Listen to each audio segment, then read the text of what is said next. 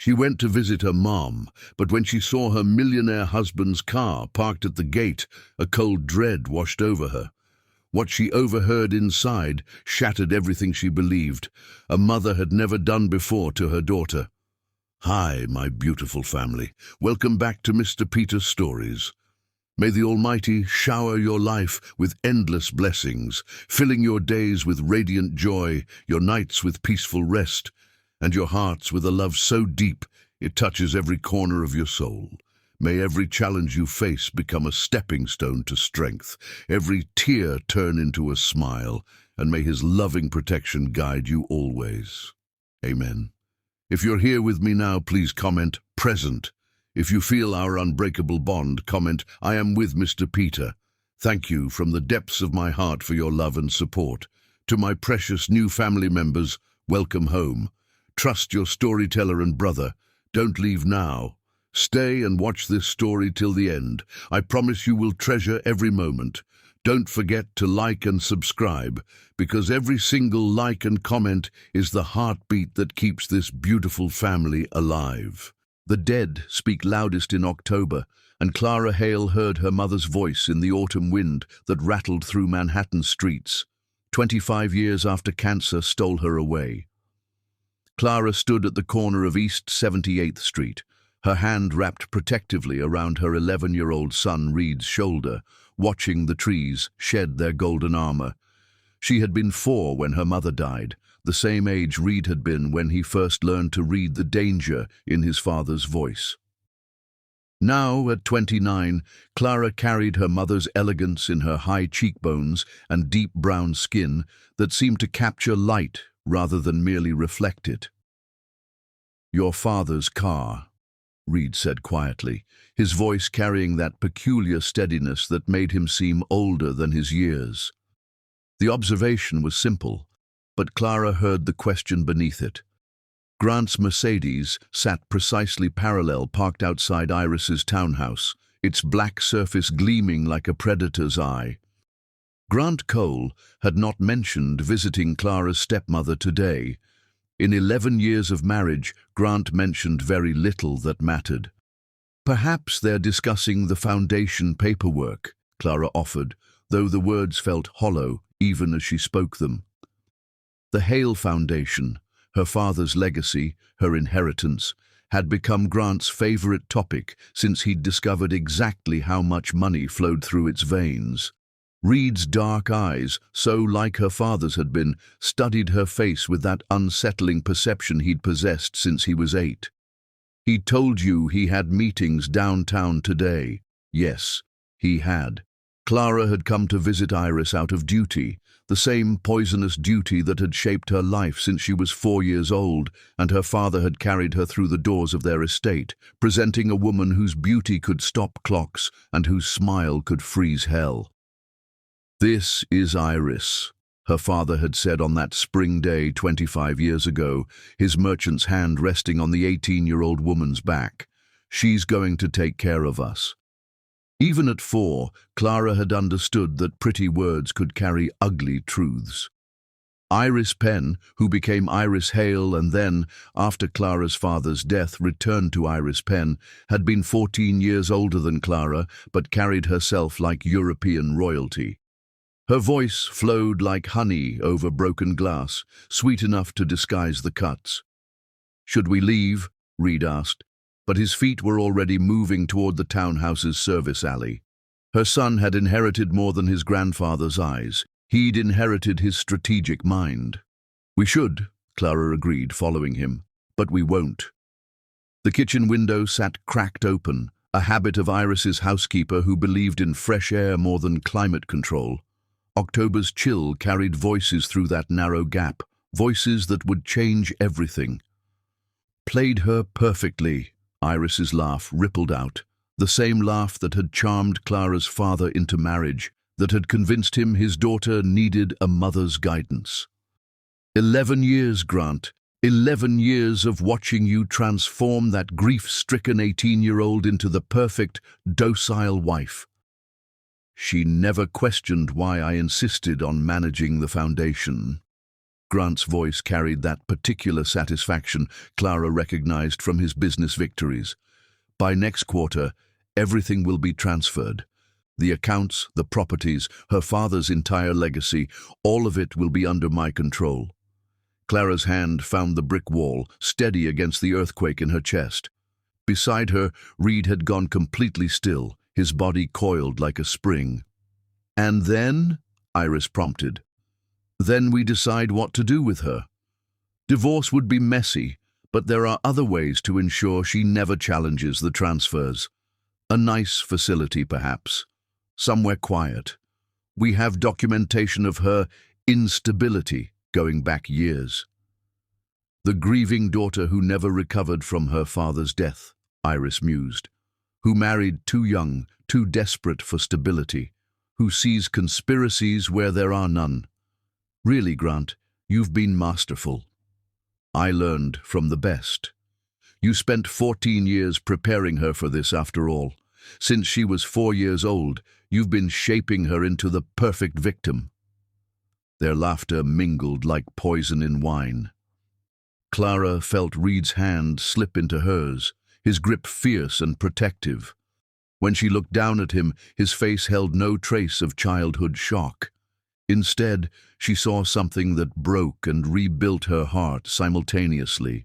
Rage, crystallized into purpose.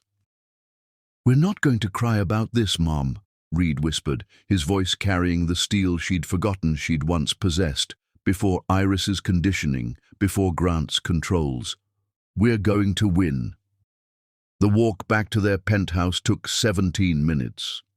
Clara knew because Reed counted them aloud, his voice steady as a metronome, pulling her forward when her legs wanted to collapse. The doorman nodded at them, the elevator operator smiled, and Clara performed the automatic responses that 11 years of training had carved into her bones. Inside their home, Grant's home really, though paid for with her father's money, Reed moved with sudden purpose. He pulled out a notebook from his backpack, the kind with grid paper he used for his advanced mathematics. But instead of equations, he began writing names, dates, fragments of the conversation they'd overheard. "Reed, Dad keeps his important papers in the study," Reed interrupted, his pencil moving steadily. "The one he locks, but he hides the spare key in that fake book on the third shelf. Hemingway. He thinks it's clever." Clara stared at her 11-year-old son. "How do you—" "I watch everything, Mom. I've been watching since I was 8, since the first time I saw him grab your wrist at dinner when you questioned a foundation expense." Reed's eyes never left his notebook. "I have a list. 3 years of things I've seen, heard, noticed. Baby, this is dangerous. We're already in danger." Reed looked up then, and Clara saw herself reflected in his determination, not the broken woman Iris had crafted, but the daughter of Marcus Hale, who had built an empire from nothing, who had taught her about strength before Iris taught her about submission. "They're going to put you away, Mom. They're going to steal everything Grandpa left you, everything he built. And then what happens to me?" The question hung between them like a blade. Clara sank onto the leather sofa, Grant's choice, like everything in this apartment, and pulled Reed close. He came willingly, but kept writing, his hand steady even as he leaned against her. "Your grandfather," Clara began slowly, "once told me that the best revenges are served with proper documentation." Reed's pencil paused. "Grandpa said that?" "He was a businessman, baby. He believed in contracts, evidence, paper trails." Clara took the notebook from Reed's hands, studying his careful notes. "He also kept audio recordings of every important meeting." "Did he teach you how?" "No," Clara admitted, "but he taught me how to learn." That night, after Grant returned home smelling of Iris's perfume, a detail Clara would have dismissed yesterday but catalogued today, she played the perfect wife. She served dinner, smiled at his criticism of the seasoning, nodded when he mentioned working late the next several evenings. Reed played his part too, the distant son too absorbed in homework to notice his parents' careful distances. But Clara saw him watching, saw him noting the way Grant's phone buzzed with texts he angled away from view, saw him memorize the combination Grant entered on his briefcase. After Grant retreated to his study with his nightly bourbon, Clara and Reed sat at the kitchen table with his notebook between them. In the margin of his mathematics homework, Reed had written, "Financial forensic accountant, Benjamin Hartley." Below it, a phone number. "How?" Clara whispered. "Grandpa's old lawyer, Mr. Morrison. I emailed him from the school library, said I was doing a project on financial crimes. He recommended Mr. Hartley, said he's the best in Manhattan, that he specializes in uncovering hidden assets and fraud." Clara studied her son, this brilliant, brave child who had been preparing for war while she'd been sleeping through a siege. "Reed, if we do this, when we do this," Reed corrected. "Mom, they started this when you were 4 years old, when Iris looked at a grieving little girl and saw an opportunity, when she married Grandpa for his money, when she waited 14 years to push you into marriage with someone she could control." His voice dropped to a whisper. "When they decided we were just obstacles to remove." Clara pulled her son close, feeling the tremor in his thin shoulders that his voice had hidden. He was 11 years old, forced to be a soldier in a war he hadn't started. But wars didn't wait for children to grow up. Iris had taught her that when she was 4. "Tomorrow," Clara said, "we call Mr. Hartley. And then? Then we learn everything. Every document, every secret, every lie they've told." Clara felt something awakening in her chest, something that had been dormant since her father died, since Iris convinced her that 18 was old enough to marry, but too young to manage her own inheritance. "We're going to take back everything they stole." Reed pulled back to look at her, and for the first time in years, Clara saw him truly smile, not the careful expression he wore for his father, but the fierce joy of a warrior who'd finally been given permission to fight. "We're going to win," he said again, and this time Clara believed him. Outside, October's wind rattled the windows like skeleton keys trying locks, and Clara thought she heard her mother's voice again, stronger now. "Fight, baby. It's time to fight." Chapter 2. The Forensic Accountant. Benjamin Hartley's office occupied the 17th floor of a building that whispered old money through its marble bones, the kind of place Clara's father would have approved of, substance over show, quality that didn't need to announce itself. Clara sat with her spine straight, a posture beaten into her by Iris's endless corrections, while Reed occupied the chair beside her with the focused stillness of a chess player. They had waited 3 days to make this appointment, 3 days of performing normalcy while documenting everything with the precision of surgeons. The door opened at precisely 10 o'clock. Benjamin Hartley was not what Clara had expected. Where Grant wore his power in expensive suits and calculated smiles, Benjamin moved with quiet confidence in a simple navy suit that had seen better days. He was 35, according to Reed's research, with sandy hair that fell slightly too long over his collar and green eyes that seemed to catalogue everything without judgment. His handshake was firm but brief, professional but warm. "Mrs. Cole," he said, then turned to Reed with the same respect. "Mr. Cole, Morrison spoke highly of you both." "Just Reed," her son said, studying Benjamin with that intensity that made adults uncomfortable. But Benjamin simply nodded, accepting the correction without the patronizing smile most adults would have offered an 11-year-old. "Reed, then. And please, call me Ben."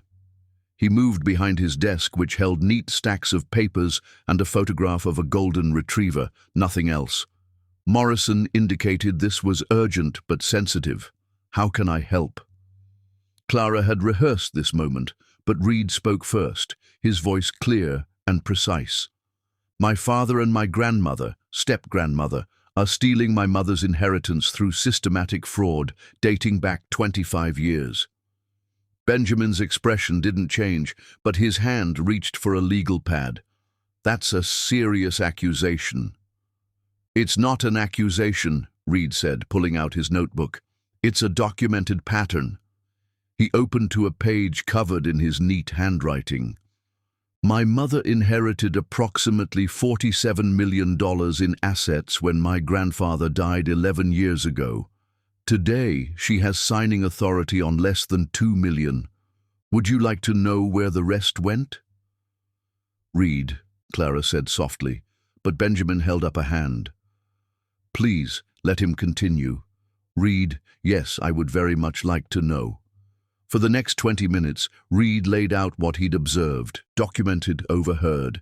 He spoke like someone 3 times his age, with the devastating precision of someone who'd been collecting evidence since he was 8 years old. Benjamin took notes without interrupting, his expression growing progressively more serious. "The study," Reed concluded. "Everything's in there. The real documents, not the forgeries he shows Mum." "You've seen these documents?" Reed glanced at Clara, who nodded. "Last night, after he took his sleeping pills." From his backpack, Reed produced a phone. Clara hadn't even known he owned one, and showed Benjamin photograph after photograph. Account transfers, property deeds, foundation documents, all bearing Clara's signature. "I never signed these," Clara said quietly. "Half of them are dated when I was recovering from Reed's birth. I had complications, was hospitalized for 3 weeks." Benjamin studied the images, then looked at Clara with those steady green eyes. "Mrs. Cole, Clara. Clara, what they're doing, what they've done, it's not just fraud. It's conspiracy, forgery, theft on a massive scale. But proving it will be dangerous. These people have had 11 years to perfect their system. They'll have lawyers, connections, judges they've contributed to." "We know," Reed said. "That's why we need someone they won't expect, someone who isn't part of their circle. Someone like me." Benjamin leaned back in his chair, studying them both. "I should tell you that I don't usually take cases like this. Corporate fraud, yes. Embezzlement, certainly. But this is personal. This is family." "It's not family," Clara said, surprising herself with the steel in her voice. "Family doesn't plot your destruction from the day they meet you. Iris has been planning this since I was 4 years old." She told him then the whole story. Her mother's death, Iris's arrival, the slow conditioning that taught her to doubt herself, to need approval, to accept criticism as love. Her father's suspicious death just months after her 18th birthday, a heart attack, the doctors said, though he'd had perfect health weeks before. The immediate pressure to marry Grant, Iris's constant presence, guiding her toward a man 15 years older who promised stability. "She told me I was too young to understand business," Clara said. "That Grant would protect me, manage things until I was ready. I've been 29 for 2 years now, and according to them, I'm still not ready." Benjamin wrote steadily through her story, occasionally asking for dates, names, specific details. When she finished, he set down his pen. "The first thing we need," he said, "is everything from that study. But we have to be careful. If Grant suspects, you know—" "He won't," Reed interrupted. "He thinks Mom is broken. He thinks I'm just a weird kid who likes math. He doesn't see us as threats." "That's our advantage," Benjamin agreed. "Clara, you'll need to maintain your routine exactly. No changes that might alert them. Reed, you're going to be our researcher. Your age is actually an asset. No one suspects an 11-year-old of building a fraud case." "What about you?" Clara asked. "I'm going to start tracing the money. Every transfer leaves a trail, even the hidden ones, especially the hidden ones." He pulled out a business card, but instead of handing it to Clara, he gave it to Reed. "This has my personal cell. If anything feels dangerous, if Grant becomes suspicious or violent, you call immediately." "He's never hit her," Reed said quickly. "He's too smart for that. He uses other things." "Like what?" Reed looked at Clara, asking permission. She nodded. Medication. He tells doctors she's depressed, anxious, gets prescriptions in her name. Sometimes he puts them in her food when he thinks she's being difficult. Benjamin's expression darkened. That's assault. Poisoning, technically. It's control, Clara said. Everything with Grant is about control. They spent another hour going through details. Benjamin explained what he would need: bank records, tax returns, any original documents from Clara's father. Reed took notes like a court reporter, asking technical questions that made Benjamin raise his eyebrows. "You understand forensic accounting?" Benjamin asked. "I've been reading about it for 3 years," Reed said simply, "since I realized something was wrong." As they prepared to leave, Benjamin stood, walking them to the door. "Clara, I need you to understand something. Once we start this, there's no going back. Grant will fight with everything he has. Iris, too. They might try to destroy you publicly, claim you're unstable, use your hospitalization against you." "They're already destroying me," Clara said. "They're just doing it quietly." Benjamin nodded, then did something unexpected. He crouched down to Reed's level, meeting his eyes directly. "You're protecting your mother. That's brave. But I need you to promise me something. If this gets dangerous, if you ever feel unsafe, you call me, day or night. Understood?" Reed studied him for a long moment, then nodded. "You're different from the other adults." "How so?" "You actually see us." That evening, while Grant attended another late meeting that smelled of Iris's perfume, Clara and Reed worked in the study. Reed had been right about the key. Hidden in a hollowed-out Hemingway, "The sun also rises." The irony wasn't lost on Clara. The study itself was a shrine to Grant's ego. Diplomas from Harvard, photographs with politicians, awards for charitable giving, all funded by Clara's money, she now realized. But behind the display was the real treasure: filing cabinets filled with 11 years of methodical theft. Reed photographed everything with the efficiency of a spy, while Clara found documents she'd never seen, powers of attorney she'd never granted, property sales she'd never authorized, foundation disbursements that went directly to accounts in Iris's name. "Mom," Reed whispered, holding up a folder marked with last year's date. "Look at this." Inside were medical forms, psychiatric evaluations claiming Clara suffered from paranoid delusions, that she was a danger to herself and potentially to her son, all signed by a doctor, Martin Reeves, who, according to the letterhead, had been treating her for 3 years. "I've never met this man," Clara breathed. "But Grant has," Reed said, showing her a receipt. "He's been paying him $15,000 a month. Look, consultation fees." They were building a case for involuntary commitment. The realization hit Clara like ice water. This wasn't just about money. They were planning to have her declared incompetent, locked away, erased. "Take pictures of everything," she said, her voice steady despite the fear. "Every page." They worked until 3 in the morning, Reed organizing the evidence into categories with the precision that made his teachers call him gifted. Clara found herself watching him, this boy who should have been worried about video games and soccer, instead documenting crimes with the focus of a prosecutor. "I'm sorry," she whispered. "You shouldn't have to do this." Reed looked up from his phone. "Mum, you were 4 when Iris started hurting you. 4. At least I got 11 years before I had to fight back." The next morning, Benjamin called. "Can you come to my office? Both of you. I found something."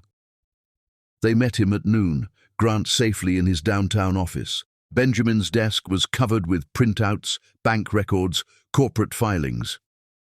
"Your father was murdered," he said without preamble. Clara's knees buckled. Reed caught her arm, guided her to a chair. "The heart attack," Benjamin continued, spreading out papers. 3 weeks before he died, your father changed his will. Originally, everything went to you at 18. The new will created the foundation, with Iris as co-executor, if you married before 25. She knew, Clara whispered. She knew about the change. She did more than know. She helped write it, and here. Benjamin pulled out another document. Is a life insurance policy Grant took out on your father. As your husband, he became beneficiary of your beneficiary rights. $5 million, paid out 6 months after the wedding. But the doctors said... The doctor who signed the death certificate was Dr. Martin Reeves. Benjamin let that sink in. The same doctor now claiming you're delusional. He's been on Grant's payroll for 15 years, since before your father died. Reed stood very still, his young face carved from stone. They killed him. We can't prove that, Benjamin said carefully. But we can prove the fraud, the conspiracy, the theft. That's enough to destroy them.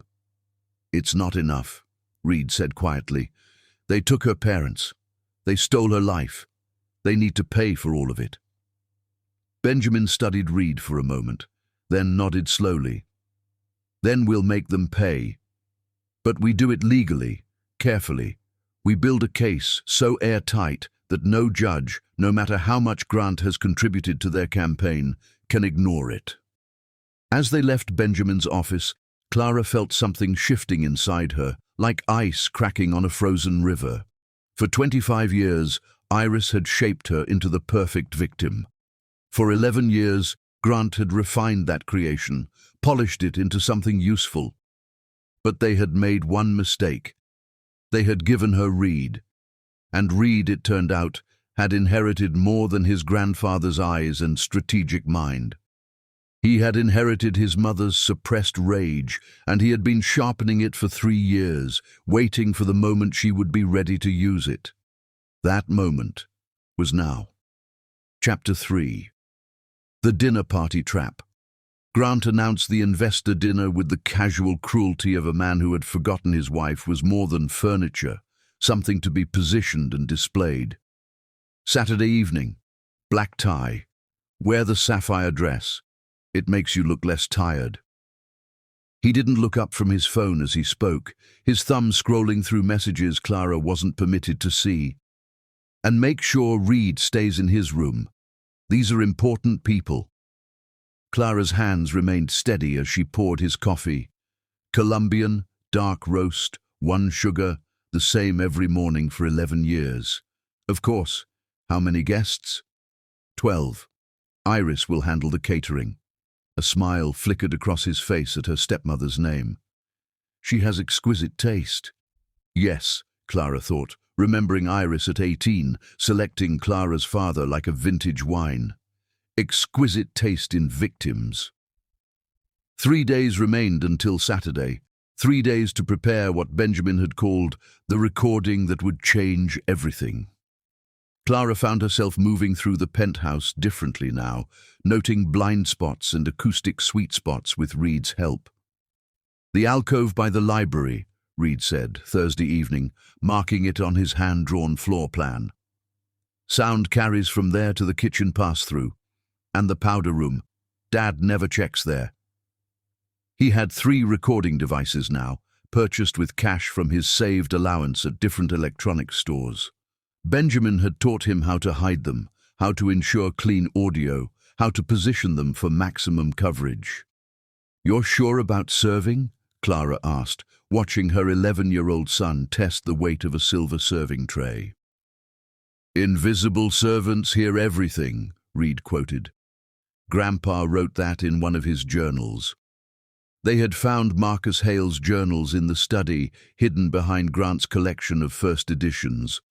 43 volumes spanning 30 years, documenting not just business dealings but observations, strategies, suspicions. The final entry, dated 2 days before his death, read, Iris is poison wrapped in silk. Must protect Clara. Must change the will back. He never got the chance. Saturday arrived wrapped in autumn rain that turned Manhattan into an impressionist painting. Clara stood before her mirror, fastening her mother's pearls around her neck, the only jewelry Grant hadn't claimed for safekeeping. The sapphire dress fell perfectly, as Grant had known it would. He had exceptional taste in cages. "You look beautiful, Mom," Reed said from the doorway, dressed in his server's outfit, black pants, white shirt, bow tie. He looked older, she realized. The past weeks had carved away whatever softness remained in his face. "You don't have to do this," she said again. "Yes, I do." He checked his phone, ensuring the recording apps were ready. "Benjamin's counting on us. Grandpa's counting on us." Grant emerged from his dressing room in a tuxedo that cost more than most people's cars, his silver hair gleaming like armor. At 44, he remained handsome in that calculated way that photographed well at charity galas. Clara remembered being 18, thinking his attention meant she was special, not realizing she was simply valuable. "Remember," he said, adjusting his cufflinks, "you're there to look gracious, not to speak. These are sophisticated people. They don't need to hear about whatever you've been reading." "Of course," Clara murmured, the perfect response delivered in the perfect tone. The guests arrived in a cascade of European cars and inherited wealth. Clara recognized half of them from foundation events, people who smiled at her like she was a well-trained pet, who spoke around her even when she stood between them. Iris arrived last, because queens always make entrances. At 43, Clara's stepmother had refined her beauty into a weapon. Her dress, winter white, despite the season, made her pale skin glow like moonlight. Her blonde hair, which had once fallen in careful waves, was now sculpted into an elegant chignon that exposed the diamonds at her throat, diamonds that had belonged to Clara's mother. "Darling," Iris purred, kissing Clara's cheek with lips that left no mark. "You look lovely. That dress always suited you." Always. As if Iris had been dressing Clara in costumes her whole life, which Clara supposed she had. The dinner progressed with choreographed precision. Reed moved between guests like a ghost, refilling glasses, offering canapes, invisible in that particular way of service staff. But Clara saw him positioning himself strategically, saw his phone tucked behind a vase where it could capture the room, saw him memorizing every conversation. "The Foundation's assets have never been stronger," Grant was saying to Harrison Beck, a hedge fund prince with cocaine eyes. "We're moving into offshore investments. Better returns, fewer questions." "Clara must be thrilled," Harrison said, his gaze finding her across the room. "All that charity work finally paying dividends." "Clara trusts me to handle the complex matters," Grant replied smoothly. "She prefers to focus on simpler things." Laughter rippled through the group, the kind that sliced without leaving visible wounds. It was during the third course, duck confit that Iris had selected, that Clara noticed Grant and Iris exchange a look. A tiny nod, a shared understanding built over years of conspiracy. They excused themselves moments apart, Iris heading toward the powder room, Grant mentioning a phone call. Reed materialized at Clara's elbow. "The library," he whispered, then louder. "More wine, Mrs. Cole." "Please," she said, watching him disappear with his tray. Clara waited exactly 3 minutes, long enough to seem natural, before following. She found Reed in the hallway, his phone already recording, positioned behind a Chinese vase they'd identified earlier. Through the library door, voices drifted like smoke. "Almost there," Grant was saying. "The psychiatric evaluations are complete. Reeves says another month, maybe 2, and we'll have enough for involuntary commitment." "And Reed?" Iris asked. "Boarding school in Switzerland, or military academy, somewhere that will fix whatever's wrong with him." "Nothing's wrong with him. He's just too much like Marcus, too observant." "Well, we can't have that." Grant's laugh was ugly. "Speaking of Marcus, did you ever regret it?" "Regret what?" "Marrying him. Please, 18 years old with nothing but good looks and determination. He was my lottery ticket." "I meant the digitalis." Clara's hand flew to her mouth. Beside her, Reed had gone rigid. "It was necessary," Iris said simply. He was going to change the will back, cut me out completely. 22 years of playing devoted wife, wasted. The digitalis was elegant, mimics a heart attack perfectly, and Reeves was happy to sign off for the right price. 40,000, wasn't it? 50, inflation. They laughed together, the sound like breaking glass. Besides, it worked out better. Clara inherited everything, then married you, and now we have it all. Or will, once she's safely tucked away somewhere quiet. The Whitmore Institute, Grant said. Private, discreet, excellent at handling difficult cases. I've already made the arrangements. When? After the foundation gala next month. She'll have a very public breakdown. Poor thing, the stress of all that responsibility finally breaking her. No one will question it. And the boy? Gone the same night. By the time anyone thinks to investigate, he'll be in Switzerland and she'll be too medicated to remember her own name. Reed's hand found Clara's in the darkness, squeezing hard enough to hurt. But she welcomed the pain. It kept her standing, kept her from screaming. We should get back, Iris said. Separately, of course. Of course. Oh, and Iris, wear something stunning to the gala. It'll be Clara's last public appearance. We should make it memorable. They listened to footsteps fade, counted to 100. Then Reed retrieved his phone with hands that barely trembled. We got it, he whispered. All of it. Back in the dining room, Clara performed miracles. She smiled at the appropriate moments, laughed at Harrison's crude jokes, accepted compliments on the duck she hadn't cooked. She was brilliant in her emptiness, perfect in her practiced responses. No one noticed her hands shaking beneath the table. No one except Reed, who appeared at her elbow with water when the room grew too hot, who created small diversions when her smile threatened to crack. Iris returned, glowing with secret satisfaction. Grant followed minutes later, his hand finding Clara's shoulder in a gesture that looked affectionate but felt like a shackle. Ladies and gentlemen, Grant announced, raising his champagne, a toast to the future, to smart investments, loyal partnerships, and the wisdom to know when to let go of what no longer serves us. Everyone raised their glasses. Clara drank champagne that tasted like ashes. And, Grant continued, his hand tightening on Clara's shoulder, to my beautiful wife, who makes all of this possible. More laughter, knowing looks. They all knew, Clara realized. Every person in this room knew she was the golden goose, knew Grant had married her for her money, knew Iris had orchestrated it all.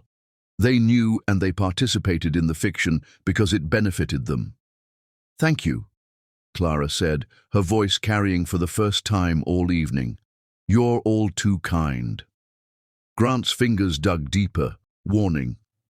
But Clara smiled up at him with 25 years of practiced submission. I'm so grateful for everything you've done for me, darling. Everything. Something flickered in his eyes, suspicion perhaps, or just annoyance at her speaking out of turn, but Harrison Beck was already launching into a story about his latest yacht purchase, and the moment passed. The evening wound down with cognac and cigars for the men, coffee and condescension for the women. Reed cleared plates with mechanical precision, but Clara saw him pause by Grant's jacket, saw something small disappear into his pocket. Finally, the last guest departed. Iris lingered, helping Clara with some pretense about checking the catering bill. You did well tonight, Iris said, studying Clara with those cold blue eyes that had evaluated her since she was 4. Grant was pleased. I live to please him, Clara replied. Iris's perfect eyebrow arched. Do you? Sometimes I wonder if there's more going on in that pretty head than you let on. You taught me well, Iris. A woman's power is in what she doesn't say. I taught you to be obedient. Don't confuse the two. She left in a cloud of French perfume and unspoken threats. Grant was already in his study with his bourbon when Clara checked on Reed in his room. He sat at his desk, transferring the recordings to multiple USB drives. Mom, he said without looking up. I got into his phone. What? Reed held up Grant's phone. She hadn't even noticed him take it. He uses your birthday as his password. Arrogant and stupid. His fingers flew across the screen. I'm forwarding everything to Benjamin. Emails, texts, financial records, everything. Reed, if he catches you, he won't. I'll put it back when he passes out. He's on his third bourbon. Clara sat on Reed's bed, her body finally allowing itself to shake. They killed him. They killed my father. Reed abandoned the phone, coming to sit beside her. I know. Digitalis. It's from foxglove. Iris grew foxglove in the garden. I remember thinking it was so pretty. We're going to stop them, Mom. We have everything now. The confession, the conspiracy, proof of murder. It won't bring him back. No, Reed agreed, his 11-year-old voice carrying impossible weight. But it will give him justice, and it will give us freedom. They sat together in the dark, mother and son, conspirators in their own home. Outside, Manhattan glittered with its million small dramas, but inside Reed's room, they planned the destruction of an empire built on a 4-year-old's grief. Grant's phone buzzed with a text. Reed glanced at it and laughed, sharp and bitter, too old for his years. It's from Iris, he said, showing Clara the screen. Sweet dreams, darling. Soon we'll have everything we deserve. Yes, Clara said, saving the screenshot. You certainly will. Chapter 4. The Midnight Trail. Reed Cole moved through midnight Manhattan like smoke through a keyhole, present but barely there, a shadow with purpose that the city's insomniacs would forget by morning. It was Thursday, 3 days after the dinner party, and Grant had left the penthouse at 11:47 p.m., claiming a conference call with Tokyo. But Reed had seen the text on his father's phone before returning it, not Tokyo, but the Meridian Club on East 56th, where memberships cost more than most people's homes and secrets were currency. Clara had tried to stop him. It's too dangerous, she'd said, but Reed had shown her the text that made her resistance crumble. Bringing the lawyer. Final papers for C's commitment. Need your signature. C for Clara. His mother, reduced to an initial, a problem to be solved. Reed had prepared for this. Dark clothes that wouldn't catch light, soft-soled shoes that whispered rather than clicked, a phone fully charged with recording apps ready. In his pocket, the subway card Benjamin had given him. For emergencies, the forensic accountant had said, but his eyes had suggested he knew Reed would define emergency loosely. The doorman barely glanced up as Reed slipped out. Children of the wealthy were given certain freedoms, especially strange, quiet children who were known for their odd habits. Reed had cultivated his reputation carefully, the weird kid who collected insects, who walked at strange hours, who was too smart for his own good. It was camouflage as effective as any combat gear. Manhattan at midnight was a different creature than its daytime self. The financial district's glass towers became dark monoliths, the streetlights casting pools of yellow that Reed skirted carefully. He knew Grant would take a taxi. His father had patterns, predictable in his arrogance. Reed took the subway, then walked, keeping to the shadows cast by scaffolding and awnings. The Meridian Club squatted between a diplomatic residence and a private gallery, its facade deliberately unremarkable. Old money didn't advertise, but Reed knew its tells. The doorman whose suit cost more than a teacher's monthly salary, the cars parked outside that whispered rather than roared, the way light from inside was warm amber, not the harsh fluorescent of common spaces. Reed couldn't enter, of course, but the club's architects, in their last century wisdom, had included a smoking terrace that overlooked a narrow alley, and that alley had a fire escape on the opposite building, probably predating the club itself, that provided perfect sightlines if you were small enough to climb it and brave enough to perch 3 stories up in the dark. Reed was both. He climbed quickly, his 11-year-old body light enough that the old metal barely complained. Years of martial arts, Grant's idea, thinking it would make Reed less soft, had given him balance and strength. He settled onto a landing that put him level with the terrace, pulled out his phone, and switched to the camera's night mode. The terrace doors were open. October had turned unseasonably warm, and rich men liked their cigars with fresh air. Voices drifted across the alley, mixing with distant sirens and the ever-present hum of the city. Grant appeared first, his silver hair catching the light. Behind him, a man Reed recognized from the photographs in Benjamin's files, Lawrence Ashford, senior partner at Ashford, Klein and Associates, the kind of lawyer who had judges on speed dial and ethics on ignore. "Paperwork is bulletproof," Ashford was saying, lighting a cigar that probably cost more than most people's groceries. Dr. Reeves has been brilliant.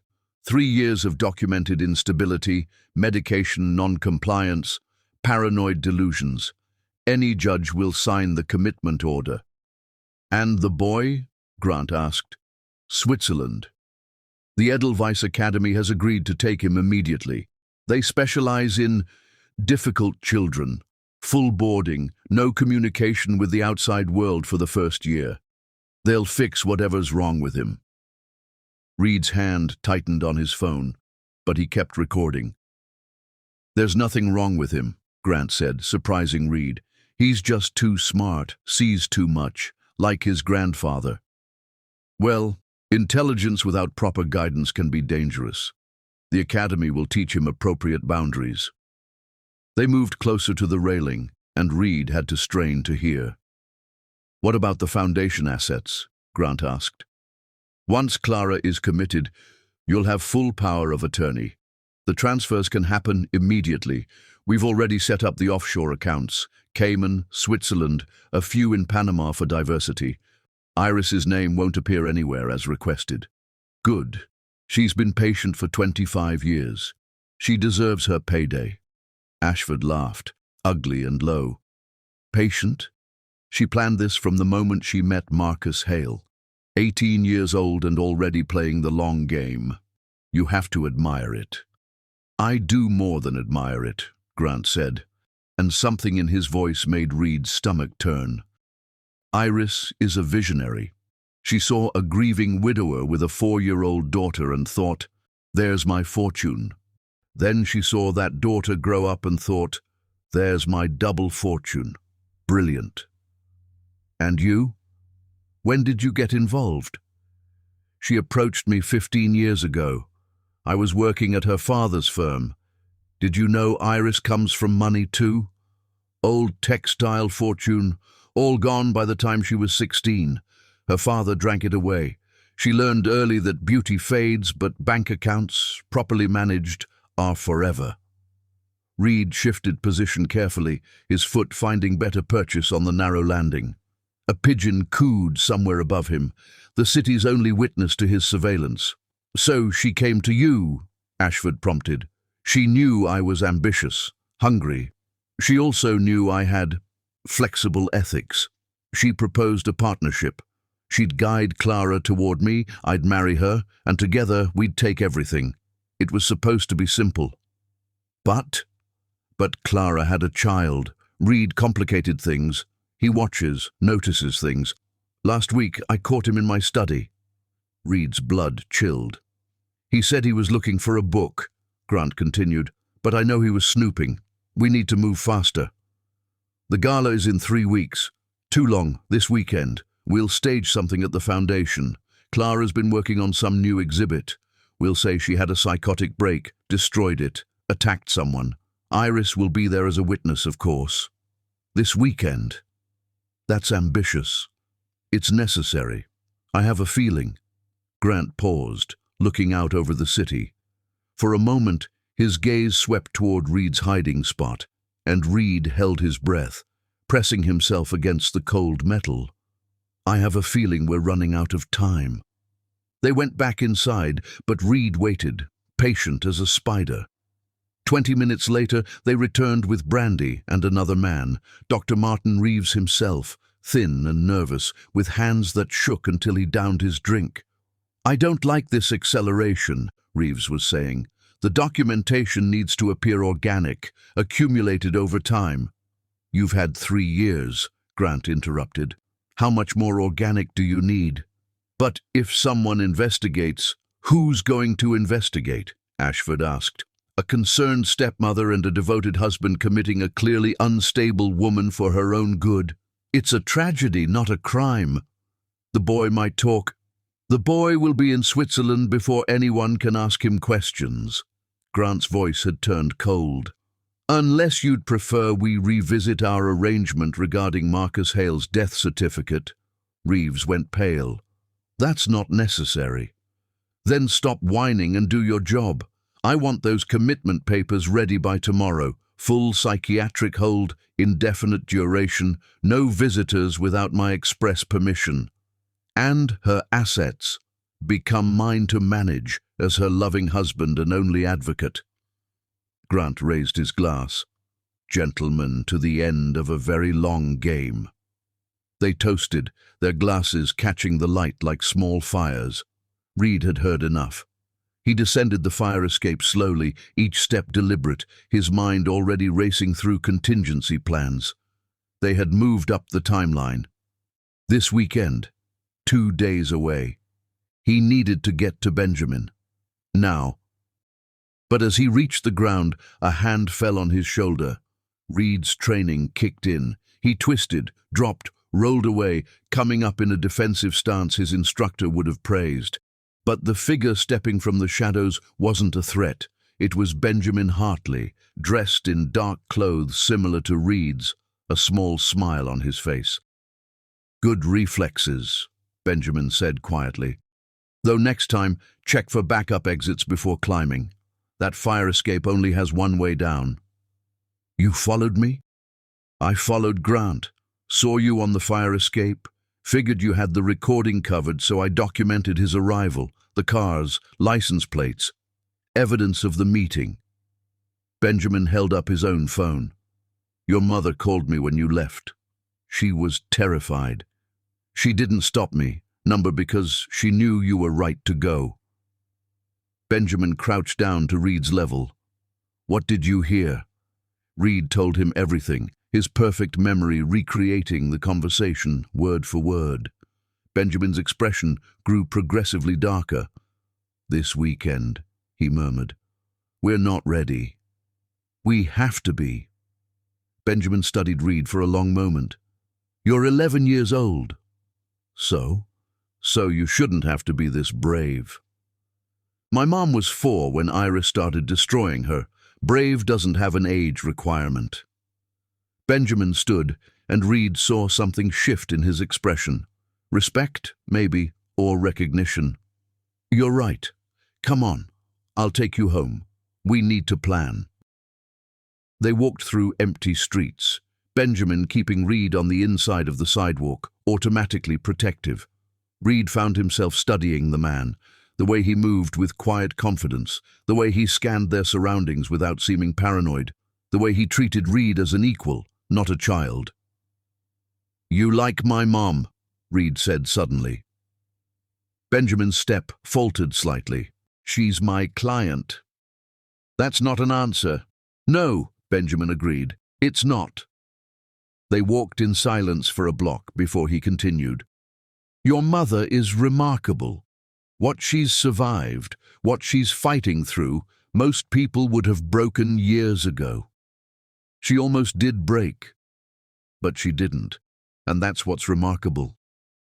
Benjamin glanced down at Reed. You saved her, you know. Your courage gave her permission to find her own. We saved each other. Yes, Benjamin said softly. You did. They reached the penthouse building at 2:17 a.m. The doorman was asleep at his desk, and they slipped past like ghosts. In the elevator, Benjamin handed Reed a USB drive. Everything I've found so far.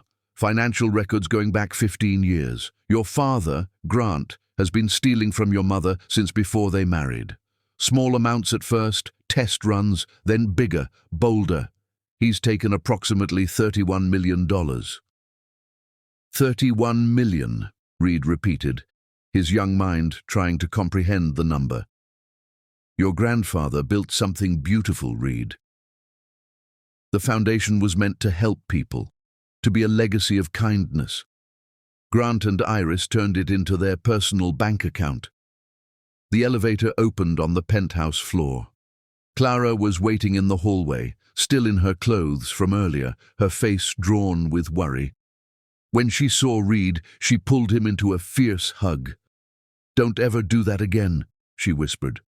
"I had to, Mom." "I know." She pulled back, looking at Benjamin over Reed's head. "Thank you for watching him." "He didn't need much watching. Your son is exceptionally capable." Benjamin handed her another USB drive. Reed got the recording. It's damning. Murder confession, conspiracy, fraud, everything. "This weekend," Reed said. "They're moving this weekend."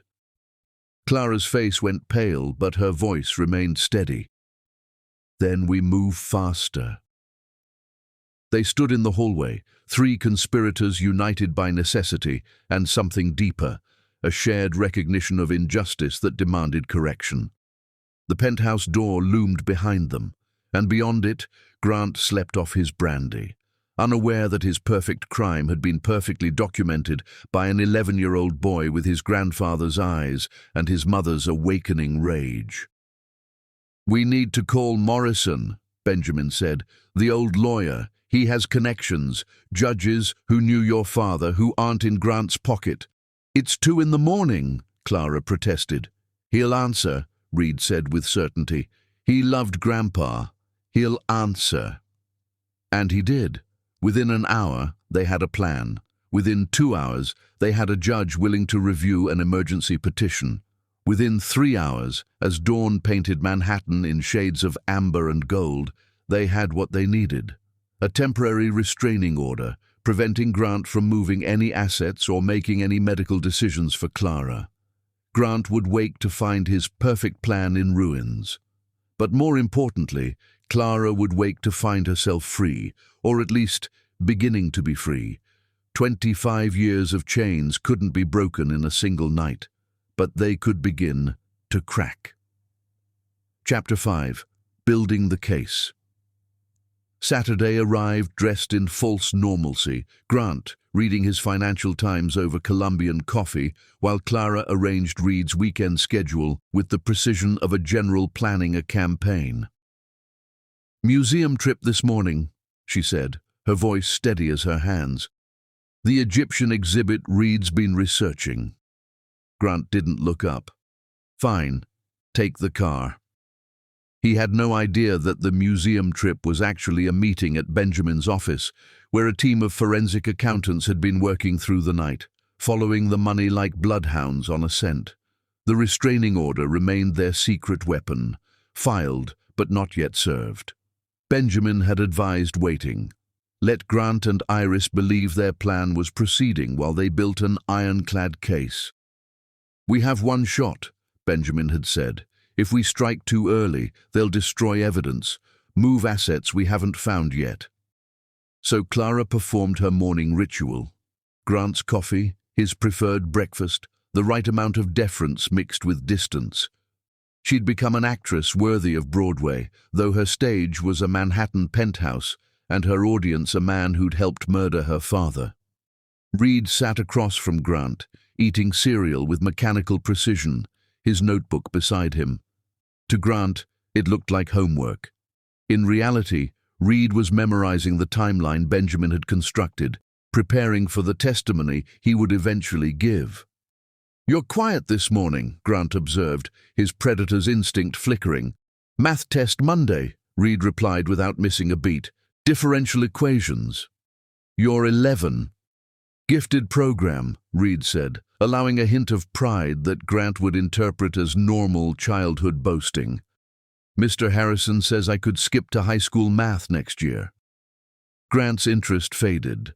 A smart child was useful for reputation. A genius child was a complication he'd rather avoid. At 10 o'clock, Clara and Reed left for their museum trip. Grant didn't watch them go. He was already on a call with Ashford, which Reed knew because he'd planted a listening device in Grant's study phone 2 nights ago. Benjamin's office had transformed into a war room. Whiteboards covered with financial flows, boxes of documents dating back decades, 3 other accountants Benjamin had brought in, all of them working for free because, as one said, Marcus Hale was a good man, and what they did to his family is unconscionable. Clara, Reed, Benjamin stood as they entered, and Clara noticed the shadows under his eyes, the way his usually neat hair was disheveled.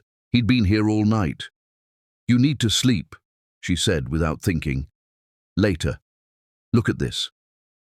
He led them to a wall covered in photographs and documents connected by red string, like a conspiracy theorist's dream. "We've traced every dollar. Grant wasn't just stealing. He was using your money to fund other crimes. Bribes to city officials for construction contracts, paying off health inspectors, even funding campaigns for judges who would be sympathetic. My money built his corruption network," Clara said quietly. "Your father's money," Reed corrected. "Grandpa would be furious." "He'd be proud," said a voice from the doorway. James Morrison entered, the elderly lawyer moving carefully but with purpose. At 81, he looked like parchment wrapped around steel. Marcus always knew Iris was poison. He just didn't know how deep it went. Morrison had brought reinforcements, 2 federal prosecutors who specialized in financial crimes, a judge who'd been Marcus's golf partner, and surprisingly, a woman Clara vaguely recognized. "Dorothy Chen," the woman introduced herself. "I was your father's secretary for 10 years.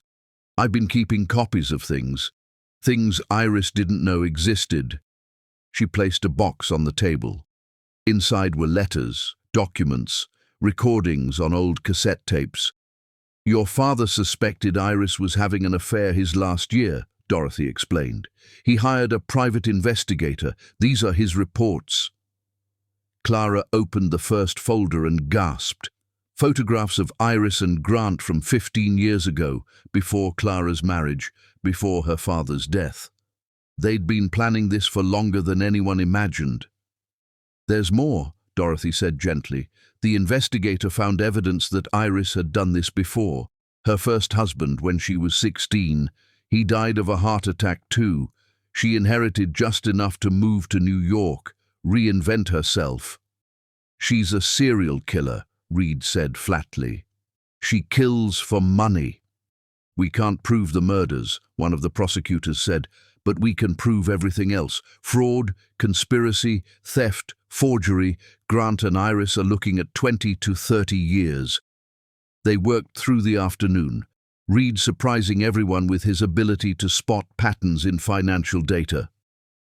At one point, he connected 3 shell companies to a property in the Hamptons that Grant had bought with Clara's funds, but registered in his mother's name.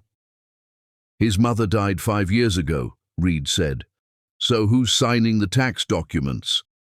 Benjamin checked, his fingers flying across his laptop. "Grant. He's been forging his dead mother's signature to hide assets." "Add mail fraud to the charges," Morrison said with satisfaction. As the sun set over Manhattan, painting the office golden, Clara found herself standing at the window beside Benjamin. Reed was across the room, explaining something complex to the prosecutors with the patience of a professor. "He's extraordinary," Benjamin said quietly. "He shouldn't have to be. Number. But he is. And that's going to save you both." Clara turned to look at him. Really look at him.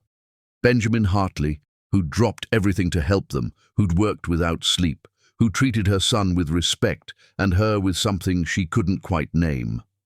"Why?" she asked. "Why do all this? We're just clients." Benjamin was quiet for a long moment.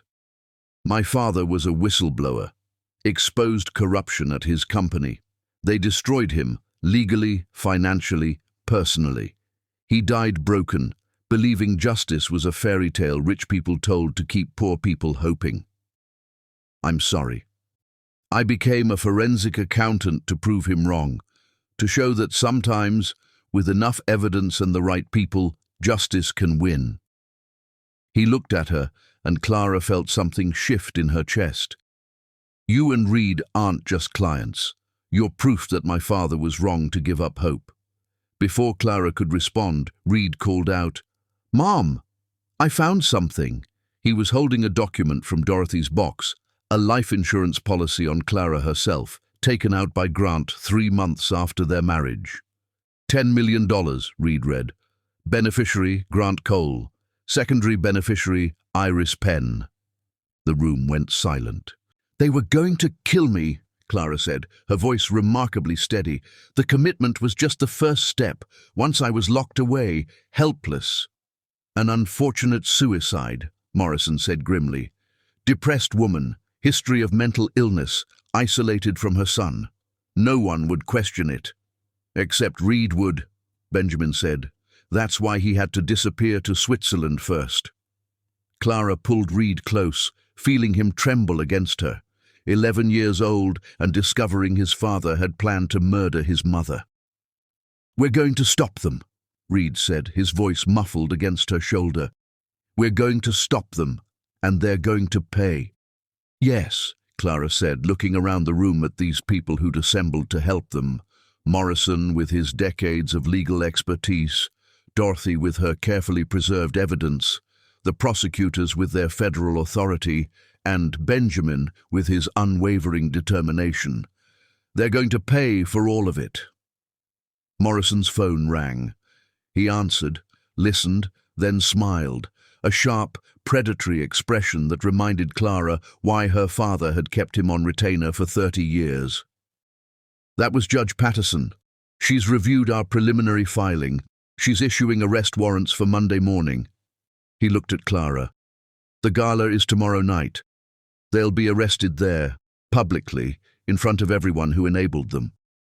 "Poetic justice," Dorothy murmured. "The best kind," Morrison agreed. They worked until midnight, preparing the final documentation. Reed fell asleep on the office sofa, his head in Clara's lap, still clutching his notebook. Benjamin covered him with his jacket, the gesture so gentle it made Clara's throat tight. "You should rest too," Benjamin said. "Tomorrow will be difficult." 25 years of difficult are ending tomorrow," Clara replied. "I can handle one more day." As they prepared to leave, Benjamin handed Clara an envelope. "What's this?" "Open it tomorrow, after everything happens." Clara tucked it into her purse, another secret in a life that had become built on them. The ride home was quiet, Reed sleeping against her shoulder in the back of the car Benjamin had arranged, not Grant's driver, who reported everything but someone trustworthy. Grant was asleep when they arrived, his bedroom door closed, his snoring audible from the hallway. Clara tucked Reed into bed, kissing his forehead. "Mom," he murmured, half awake. "Yes, baby."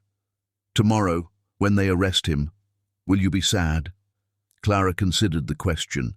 "I'll be sad for what should have been, for the life we deserved but didn't get. But sad about Grant going to prison? No." "Good," Reed said, already drifting back to sleep. "Because he was never really my father anyway. Fathers protect. He only destroyed." Clara sat beside his bed long after he fell asleep, watching her son breathe, thinking about protection and destruction, about the men who'd shaped their lives. Her father who'd loved but been deceived, Grant who'd promised protection but delivered imprisonment, and Benjamin who asked for nothing but offered everything. Tomorrow, at the gala her father had founded to celebrate philanthropy and kindness, Grant and Iris would fall. Their empire of lies would crumble in front of the people who'd helped them build it. It would be, Clara thought, what her father would have called a hostile takeover, except this time she was taking back what had always been hers. Chapter 6. The Night Before Justice. Sunday dawned grey and restless, Manhattan sky wearing morning colors as if it knew what was coming. The gala was 12 hours away, and Grant moved through the penthouse like a king surveying his kingdom one last time. He didn't know it was his last time. Clara watched him from the kitchen as she prepared breakfast, noting the satisfaction in his movements, The way he hummed, actually hummed, while reviewing papers in his study. The commitment documents, she knew. Benjamin had confirmed through his contacts that Dr. Reeves had delivered them yesterday. "You seem happy," she said, bringing him his coffee. Grant looked up, surprised by her observation. In 11 years, she rarely initiated conversation beyond the necessary. "The foundation's doing well," he said, the lie flowing smooth as silk. "Tonight's gala should raise another $1 million for the children's ward." The children's ward he'd been stealing from. Clara's hand remained steady as she set down the cup. "Reed's looking forward to it," she said. "His first formal gala." "Reed's not coming." Grant's voice was flat, final. "It's an adult event. I've arranged for Mrs. Patterson to watch him." Mrs. Patterson, who worked for Grant, who would ensure Reed was home when the emergency happened, when Clara was taken away. "Of course," Clara said, but she was already texting Benjamin under the table. They'd anticipated this. Reed appeared in the doorway, still in his pajamas, looking younger than his 11 years. It was deliberate. He'd chosen the dinosaur pajamas Grant had bought him 2 years ago, never worn, to appear as the child Grant wanted him to be. "Morning, Dad," he said, and Clara heard the effort it took to say that word. "Reed, your mother says you're studying today." "Yes, sir. Math test tomorrow." Grant had already dismissed him, turning back to his papers. Reed met Clara's eyes, a quick flash of understanding, then padded toward the kitchen. The rest of the morning was choreographed normalcy. Clara selected her gown for the evening, emerald green, her father's favorite color on her. Reed studied at the dining table where Grant could see him being quiet and studious. They played their parts perfectly while beneath the surface. Everything churned. At noon, Iris called. "Darling!" Her voice dripped through the phone like honey laced with cyanide. "I need you to come early tonight. There's a special presentation for Grant, a surprise. Can you have him there by 6? "Of course," Clara replied, knowing the surprise was meant to be her public breakdown, her removal, her erasure. "And Clara? Wear something memorable. Tonight's going to be photographed extensively." Yes, Clara thought. It certainly would be. After lunch, while Grant was on a conference call, Morrison arrived under the pretense of delivering foundation documents. But Reed let him in through the service entrance, and they met in Reed's room, the one place Grant never entered. "Everything's in place," Morrison whispered. "Federal agents will be positioned at all exits. Judge Patterson will be attending as a guest. The moment Grant and Iris make their move against you, we spring the trap." "What if they don't?" Clara asked. "They will," Reed said with certainty. "They're too arrogant to imagine they could fail." Morrison handed Clara a small device. "Panic button. Press it if things go wrong before we're ready." "And Reed?" "I'll be with him." Benjamin's voice came from the doorway. He'd entered silently, dressed as building maintenance. "The moment you leave for the gala, I'm getting him out. Safe house until it's over." "I want to be there," Reed protested. "No." Clara's voice was firm. "You've done enough, baby. More than enough." Reed's jaw set in that stubborn line she recognized from her father. "They killed Grandpa. They stole our lives. I deserve to see them fall." "You will," Benjamin promised. "On the news, from somewhere safe." They ran through the plan once more. Clara would attend with Grant, play the perfect wife, wait for Grant and Iris to make their move. The commitment papers required Clara to be declared incompetent in front of witnesses, which Iris would orchestrate. The moment they tried, the feds would move in. "Clear?" Morrison asked. Everyone nodded. "Then God help us all," the old lawyer said. "And Marcus, if you're watching, we're about to give you one hell of a show." At 4 o'clock, Clara began preparing for the gala. She moved through her routine, shower, hair, makeup, with the precision of a soldier preparing for battle. The emerald gown slipped over her skin like armor. Her mother's pearls, The only jewelry Grant hadn't taken circled her throat like protection. Reed watched from her doorway. "You look like a queen." "I look like my mother," Clara said, seeing her reflection clearly for the first time in years. Not the broken woman Iris had crafted, not the submissive wife Grant had molded, but Amelia Hale's daughter, strong, beautiful, unbreakable. "Mom," Reed said quietly, "I wrote you something." He handed her an envelope. "Don't read it until after. Promise?" "Promise." Grant emerged from his dressing room in his tuxedo, and Clara saw him differently now, not as the powerful man who'd controlled her life, but as what he was, a thief, a liar, a murderer by association. He was smaller somehow, diminished by the truth of him. "You look acceptable," he said, his highest compliment. "Thank you." They moved toward the door, Grant's hand on her elbow, possessive as always. Reed stood by his room, small and alone, and Clara's heart broke a little. "Be good for Mrs. Patterson," Grant said without looking at his son. "Yes, sir." But Clara saw Reed's hand hidden behind his back, making a small thumbs up. Benjamin was already in position. The ride to the hotel was silent. Grant texted constantly, Iris probably, confirming their plan. Clara stared out the window at the city flowing past, wondering if her father had felt this way the night he died, if he'd known something was coming but couldn't quite see its shape. The St. Regis Hotel rose before them like a gilded cage, its windows reflecting the dying sun. Photographers clustered at the entrance, society reporters ready to document New York's elite at play. "Smile," Grant commanded as they exited the car. Clara smiled. It was the last order she would ever take from him. Inside, the ballroom had been transformed into what looked like heaven. White silk, crystal, thousands of roses. Her father's foundation logo dominated the space, a reminder of what this had once meant, what it was supposed to be. "Clara!" Iris glided toward them in a white gown that made her look like a predatory angel. "You look adequate." Even now, at the end, she couldn't resist the small cuts. "Thank you, Iris. You look exactly as you are." Iris's eyes narrowed slightly, sensing something different but unable to place it.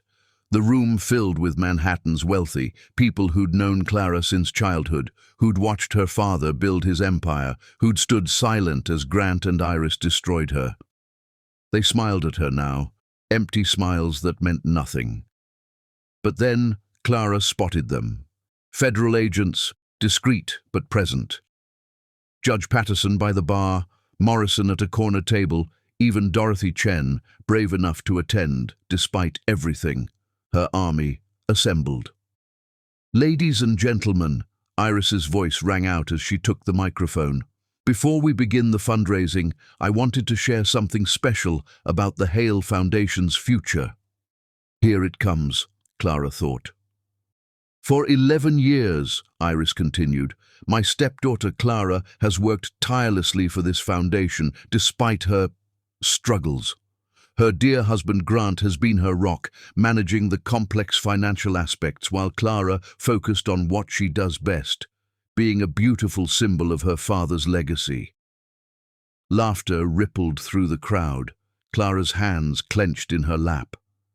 "But tonight," Iris's smile was pure poison. "We need to address some concerns about Clara's ability to continue in her role." Grant stood, moving toward the microphone. "It pains me to say this, but my wife has been struggling with delusions, paranoia. Just yesterday, she accused me of stealing from the foundation, me who has done nothing but protect her father's legacy." Murmurs through the crowd. Clara saw the federal agents shifting position. "We've consulted with specialists," Grant continued, pulling out documents, the commitment papers. "And we believe, for Clara's own safety and the Foundation's future, she needs professional help." "No," Clara said, standing. Her voice carried across the ballroom. "I don't." Grant's face darkened. "Darling, please. Don't make this harder. You killed my father." The words dropped into the silence like bombs. "She's clearly having an episode," Iris said quickly, moving toward Clara. "Someone called Dr. Reeves." "Dr. Reeves is already in federal custody," Judge Patterson said, standing. "As you're about to be." The room erupted. Federal agents moved in from all sides, badges out, weapons visible. Guests screamed, backed away. Photographers started shooting pictures that would make front pages nationwide. "Grant Cole, Iris Penn," the lead agent announced. "You're under arrest for conspiracy, fraud, murder in the first degree, and 37 other charges I'll be happy to enumerate at the station." "This is ridiculous," Grant shouted. But there was fear in his eyes now. "Clara's insane. Tell them." But the room was silent, watching as handcuffs clicked around the wrists of the golden couple who'd ruled their social circle through fear and favors. "The evidence," Iris said, her composure finally cracking. "There's no evidence." "Your complete confession to murdering Marcus Hale with Digitalis," Clara said, pulling out her phone. "The recording of you and Grant planning to have me committed and then killed. The proof of $31 million in theft. That evidence?" She played the recording, Grant and Iris's voices filling the ballroom, confessing to everything. The crowd gasped, some people backing away from Iris and Grant as if murder might be contagious. "Reed," Grant said suddenly. "Where's Reed?" "My son is safe," Clara said. "And he's not your son. You were never his father. You were just the man who happened to live in our house while plotting to kill us." As the agents led Grant and Iris away, Iris turned back, her perfect face twisted with rage. "You stupid little girl, you think you've won? You have no idea how to run the foundation, how to manage that money. You'll lose everything within a year." "No," Clara said, her voice carrying the strength of 25 years of suppressed rage finally released. "I'll build something beautiful, the way my father intended, the way my mother would have wanted, and you'll watch from prison as I erase every trace of you from our lives." The agents dragged them out, Grant shouting about lawyers, Iris maintaining her cold silence. The ballroom stood frozen, then erupted in chaos, people calling lawyers, reporters rushing to file stories, society matrons fainting or pretending to. Clara stood in the center of it all, finally free. Morrison appeared at her elbow. "Brilliantly done." "Where's Reed?" "Safe. Benjamin has him. They're watching on the news." Clara pulled out her phone, called Benjamin. He answered immediately. "Mom!" Reed's voice, bright with joy. "We saw everything. You were amazing." "Are you okay, baby?" "I'm better than okay. We're free, Mom. We're finally free." After the police left, after the guests dispersed, after the reporters were ushered out, Clara stood alone in the empty ballroom. The decorations looked garish now, like costume jewelry on a corpse. She opened Reed's envelope, reading his careful handwriting. "Mom, they tried to break you when you were 4. They tried to bury you when you were 18. They tried to erase you at 29. But you're still here, still standing, still fighting. Grandpa would be so proud. I'm proud. You're not just my mum. You're my hero. Love, Reed."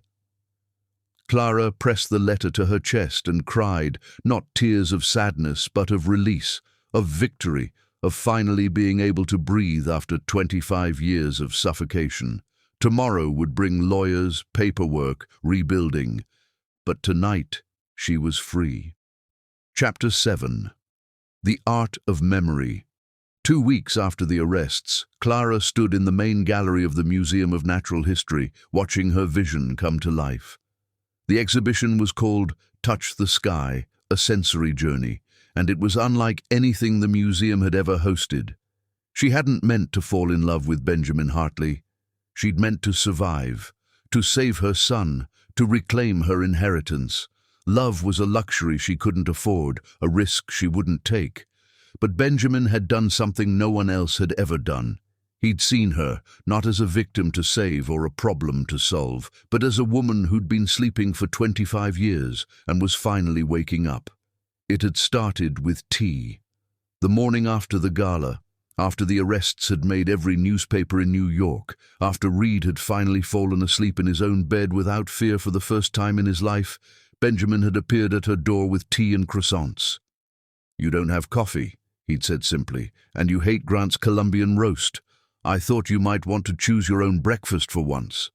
Such a small thing, but Clara had stood in her doorway, looking at this man who'd noticed what she drank, who'd paid attention to her preferences instead of telling her what they should be, and felt something crack open in her chest. Now, 2 weeks later, she stood beside him as he ran his fingers over one of the exhibition pieces, a bronze sculpture meant to be touched, its surface telling a story through texture rather than sight. "You did this for him," Reed said, appearing beside them with his notebook, ever present. "For Benjamin." "Reed, it's okay, Mom. It's good." Her son studied Benjamin with those eyes that missed nothing. "He sees differently, like you learned to see differently." It was true. Benjamin had shared during one of their late-night evidence sessions that he was losing his sight. Macular degeneration, slow but inevitable. In 10 years, maybe less, he'd be blind. "It's why I notice everything now," he'd told her. "Every detail, every color, every expression. I'm storing them up." Clara had created this exhibition partly for him, partly for herself. A way to experience beauty beyond the visual, to understand that there were different ways of seeing, but also, though she wouldn't admit it aloud, to show him something, that she saw him too. "The opening's tomorrow," she said, watching Benjamin explore the sculpture. "The foundation board isn't happy. They wanted a traditional fundraiser." "The foundation board can adjust," Morrison said, entering the gallery with his usual perfect timing. "Half of them are under investigation for taking bribes from Grant anyway." The old lawyer had become a constant presence, helping Clara navigate the legal complexities of reclaiming her inheritance. $31 million had been recovered so far, with more hidden in offshore accounts they were still tracing. "Any news on the trial date?" Benjamin asked. "Spring. Grant's lawyers are trying to separate his trial from Iris's, claim he was manipulated by her." Morrison snorted. "As if anyone would believe Grant Cole could be manipulated by anyone." "He was, though," Clara said quietly. "Just not the way he thinks. Iris played him perfectly, let him believe he was the mastermind while she pulled the strings. He still doesn't realize she would have eliminated him eventually, too." They moved through the gallery, Reed documenting everything with his phone, already planning improvements for the educational components. He'd thrown himself into the foundation's work, with the same intensity he'd brought to gathering evidence, as if helping others could somehow balance the scales of what had been done to them. "I have something to tell you all," Benjamin said suddenly, stopping beside a wall of textured panels that told the story of Marcus Hale's rise from poverty to fortune. "I've been offered a position. FBI Financial Crimes Division. They were impressed by the work on your case." Clara's heart stopped. That's wonderful." "It's in Washington." The words hung in the air like a curse. "When?" Reed asked, his voice smaller than usual. "They want me to start next month." Clara forced herself to smile, to be happy for him, to not show how the thought of him leaving made her chest feel hollow. "You should take it. It's an incredible opportunity." Benjamin looked at her with those green eyes that saw everything. "Is it?" Before Clara could answer, her phone rang. Iris's lawyer. "Mrs. Cole, your stepmother is requesting a meeting.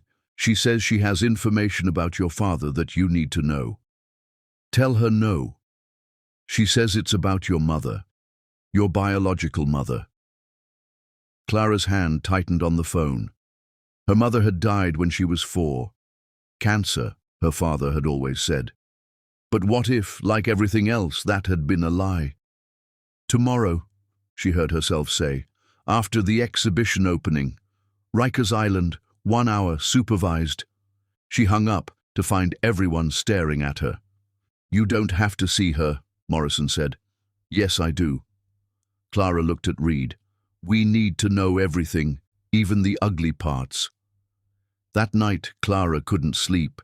She stood at her bedroom window, her bedroom now, not Grant's. She'd had everything of his removed, and watched Manhattan glitter below.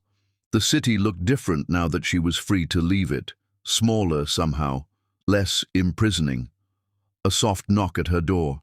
Reed entered, carrying 2 mugs of hot chocolate.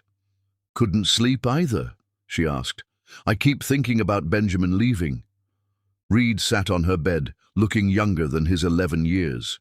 He's the first man who ever made you smile, really smile, not the fake one you did for Dad. Reed, you love him. It wasn't a question. It's complicated. No, it's not. You love him, he loves you, but you're both too scared to say it because you think you're protecting each other. Reed sipped his chocolate. Adults make everything complicated. When did you become so wise? When I had to be. They sat in comfortable silence. Then Reed said, I put something in his coat pocket. Reed, what did you do? Nothing bad. Just a letter. From you. I didn't write. The one you wrote 2 weeks ago, when he was working all night on the offshore accounts. You thought I was asleep, but I saw you writing it at the kitchen table. Then you threw it away. I rescued it. Clara's face burned. That letter, she'd poured everything into it. Every feeling she couldn't say aloud, every reason she was grateful, every way he'd changed her life. She'd thrown it away because it was too much, too honest, too dangerous. Reed Cole. Reed Hale, he corrected. I'm changing my name back to Grandpa's, and you needed him to read it, Mom. You needed to stop being scared. The next evening, the exhibition opening was a triumph. The gallery filled with people experiencing art through touch, sound, smell, and taste. Children laughed as they explored texture walls. Elderly patrons cried as they heard their memories transformed into music. It was everything Clara had envisioned. Art as connection rather than observation. Benjamin hadn't come. Clara told herself it didn't matter, that his absence didn't leave a void in the center of the celebration. She smiled, gave speeches, accepted congratulations, all while scanning the crowd for sandy hair and green eyes. He'll come, Reed said, appearing at her elbow with that supernatural ability to read her thoughts. But as the evening wound down, as the guests departed and the gallery emptied, Benjamin still hadn't appeared. Clara was helping the staff close when Morrison appeared, slightly out of breath. Rikers, he said. Now, Iris is being transferred to federal custody in the morning. This is your only chance. The ride to Rikers Island was silent, Reed beside her, Morrison in the front seat. The prison loomed against the night sky, all concrete and razor wire, a place where beauty went to die. Iris sat behind reinforced glass, wearing orange that made her skin look sallow. Without her perfect makeup, designer clothes and careful lighting, she looked like what she was, a middle-aged woman who'd built her life on other people's graves. Clara, she said, her voice still carrying that honeyed poison. You came. You said you had information about my mother. I do. Iris leaned forward. She didn't die of cancer. Clara's blood chilled. Your father had her committed. Postpartum psychosis, they called it. But really, she'd discovered his affairs. Multiple women, some barely legal. She threatened to leave to take you. So he had her locked away. You're lying. Roosevelt Hospital, psychiatric ward, 1999 to 2000. She died there. Suicide, officially, though the orderlies said she was getting better, talking about fighting for custody. Iris smiled, cold and sharp. Your precious father, the Saint Marcus Hale, drove your mother to madness and death because she inconvenienced him. Clara couldn't breathe. Why should I believe you? Because I kept the records, insurance in case Marcus ever turned on me. They're in a safety deposit box at Chase, under your mother's maiden name. Box 472. Iris sat back. I thought you should know what kind of man your father really was. He and I were more alike than you want to believe. No, Reed said suddenly, his young voice cutting through the glass. Grandpa made mistakes, terrible ones, but he loved Mom. He tried to protect her. You only knew how to destroy. Iris looked at Reed, really looked at him, and for a moment Clara saw something flicker in her stepmother's eyes. Regret, perhaps, or recognition. You're right, Iris said quietly. I only knew how to destroy. It's all anyone ever taught me. She looked at Clara. Your mother's name was Amelia. She loved you. Everything else I told you about her was true. She did sing to you, did call you her little star. She loved you until they took her away. The guard announced time was up. As Clara stood to leave, Iris called out, Clara, don't become me. Don't let bitterness be your inheritance. Outside the prison, Clara stood in the parking lot, gulping cold air, trying to process everything. Her father, her hero, had been deeply flawed. Her mother had been a victim too. Nothing was simple. Nothing was clean. Mom! Reed touched her arm. I'm okay. No, Mom, look. Benjamin stood by their car holding a bouquet of white roses, her mother's favorite, though he couldn't have known that. He looked uncertain, vulnerable in a way she'd never seen. I read your letter, he said simply. Clara's heart hammered against her ribs. Reed shouldn't have. I'm glad he did. Benjamin stepped closer. I've been in love with you since you walked into my office, terrified but determined, ready to fight for your son and yourself. I didn't want to say anything because you needed a friend, not another complication. But that letter... What letter? Morrison asked, confused. The one where Mom said she loves him and wants him to stay, and that he makes her feel like the world has colors again, Reed supplied helpfully. Reed! What? It's true. Benjamin laughed, soft and surprised. Is it? Clara looked at this man who'd saved them, who'd seen her at her worst, and still looked at her like she was something precious, who was willing to walk away to protect her from another complication. Yes, she said, it's true. He kissed her then, there in the parking lot of Rikers Island, with the city lights glittering across the water, and Reed cheering and Morrison muttering about young people and their timing. It wasn't a fairy tale kiss.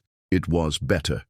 It was real, complicated, imperfect, and absolutely right. Stay, Clara whispered against his lips. Please stay. I already turned down the FBI job, Benjamin admitted. This afternoon I couldn't leave, not when everything I want is here. Gross, Reed said, but he was smiling. But also, finally. As they drove back to Manhattan, Clara held Benjamin's hand in the back seat while Reed peppered Morrison with questions about the legal precedents for recovering assets hidden in safety deposit boxes. The city flowed past, alive with possibility.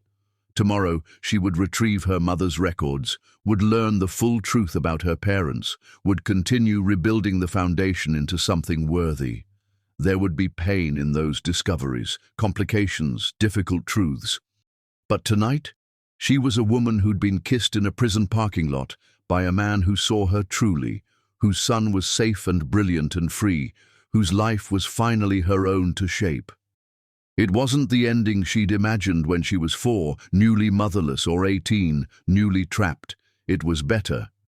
It was real. Chapter 8. The trial begins. The New York County Courthouse stood like a fortress of justice against the March sky, its columns catching the weak spring sunlight. Clara climbed its steps with Reed on one side and Benjamin on the other, their presence steadying her against the crowd of reporters shouting questions. "Mrs. Cole, how does it feel to face your husband in court? Clara, is it true Iris Penn killed 3 husbands? Will Reed testify against his father?"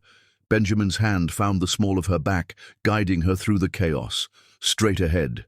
Don't engage." Inside, the courthouse hummed with anticipation. The trial of Grant Cole and Iris Penn had become the most watched case in New York, a story of greed and betrayal that tabloids couldn't resist. Society murder, the Post had called it. The Black Widow of the Upper East Side, according to the Times. Courtroom 318 was packed. Clara recognized half of Manhattan's elite, come to watch the fall of 2 of their own. Or perhaps, she thought cynically, to ensure their own secrets weren't exposed in the process. Grant sat at the defense table, his silver hair still perfect, his suit immaculate. Prison hadn't diminished his arrogance. If anything, it had crystallized it into something harder, more dangerous. His eyes found Clara across the room, and his lips curved into that smile that had once made her feel special, then trapped, now nothing at all. Iris sat separately, her lawyer having successfully argued for severed trials. She wore a conservative navy dress, her hair pulled back, playing the role of wronged widow rather than black widow. But Clara saw the calculation in every gesture, the performance in every expression. All rise for the Honorable Judge Patricia Williams. Judge Williams was Morrison's masterstroke, a black woman who'd grown up in Harlem, worked her way through law school, and had no patience for the privileged destroying lives for sport. Grant's lawyers had tried to have her recused. They'd failed. "Be seated." Judge Williams surveyed the courtroom with sharp eyes. "Before we begin, I want to make something clear. This courtroom will maintain decorum. Any outbursts, any attempts to turn this into a spectacle, and I will clear the gallery. Mr. Morrison, is the prosecution ready?" Morrison stood, 81 years old, but radiating the energy of a man half his age. "We are, Your Honor." "Mr. Ashford, is the defense ready?" Lawrence Ashford, Grant's lawyer, the same man who'd been at the Meridian Club planning Clara's commitment, stood with obvious reluctance. He'd tried to withdraw from the case when he learned he'd been recorded, but Grant had threatened him with exposure of his own crimes. "We are, Your Honor." "Then let's begin. Mr. Morrison, your opening statement." Morrison moved to the center of the courtroom with the deliberation of a man who'd waited decades for this moment. "Ladies and gentlemen of the jury, this is a story about theft. Not just the theft of money, though $31 million is certainly significant. Not just the theft of property, though estates and assets were stolen. This is about the theft of a life. Multiple lives." He turned to look at Grant. The defendant, Grant Cole, married Clara Hale when she was 18 years old, grieving her father's death. He promised to protect her, to manage her inheritance until she was ready. Instead, he systematically stole everything while plotting to have her committed to a psychiatric institution and likely killed. Gasps from the gallery. Judge Williams banged her gavel once sharp. Morrison continued, his voice carrying the weight of evidence. "You will hear recordings of Grant Cole and Iris Penn discussing the murder of Marcus Hale with Digitalis. You will see forged documents, fraudulent transfers, and psychiatric evaluations for a woman who never met the doctor who supposedly treated her. You will hear from an 11-year-old boy who spent 3 years gathering evidence because no adult would protect his mother." He paused, letting that sink in. "Grant Cole is not a husband who made mistakes. He is a predator who saw a grieving teenager with a fortune and decided to take both her money and her life. We will prove this beyond any reasonable doubt." The first witness was Dorothy Chen, Marcus Hale's former secretary. At 73, she moved carefully to the witness stand, but her voice was strong as she took the oath. "Ms. Chen," Morrison began, How long did you work for Marcus Hale? 22 years. Did you know Iris Penn during that time? Yes. She married Mr. Hale when Clara was 4. Dorothy's eyes found Clara in the gallery. The last year of his life, Mr. Hale discovered Iris was having an affair. He showed me photographs. Iris with a younger man. That man was Grant Cole. The courtroom erupted. Judge Williams gavelled for order. Mr. Hale was planning to divorce Iris and change his will. He died 2 weeks later. Morrison introduced the appointment book into evidence, then played a recording Dorothy had made of Marcus's last phone call to her. Marcus Hale's voice filled the courtroom, warm and worried. Dorothy, if anything happens to me, protect Clara. Iris is poison, and I think she knows I'm leaving her. Promise me you'll protect my daughter. Clara closed her eyes, hearing her father's voice after all these years. Reed's hand found hers, squeezing tight. But it was the second day that destroyed Grant's defense. The prosecution calls Reed Hale to the stand. Reed walked to the witness stand with remarkable composure for an 11-year-old. He wore his school uniform, looking young and vulnerable, but his eyes were steady as he took the oath. Reed, Morrison said gently, I know this is difficult. Can you tell us when you first realized something was wrong in your home? When I was 8, I saw my father, Grant, put something in my mother's tea. She got very sleepy and confused. Later, I found the bottle. It was Xanax, prescribed to her, but she didn't know she was taking it. Objection, Ashford shouted. The witness is a child. A child who documented everything, Reed interrupted, his voice clear. I have photographs of the pills, the prescriptions, even video of Grant putting them in her food. Judge Williams leaned forward. You have video? Yes, Your Honor. I started recording things when I was 9. I knew something was wrong, but no one would listen to a kid. So I decided to get proof. Morrison played the videos, Grant drugging Clara's coffee, discussing with someone on the phone how a little extra will keep her compliant, laughing about how easy it was to control her.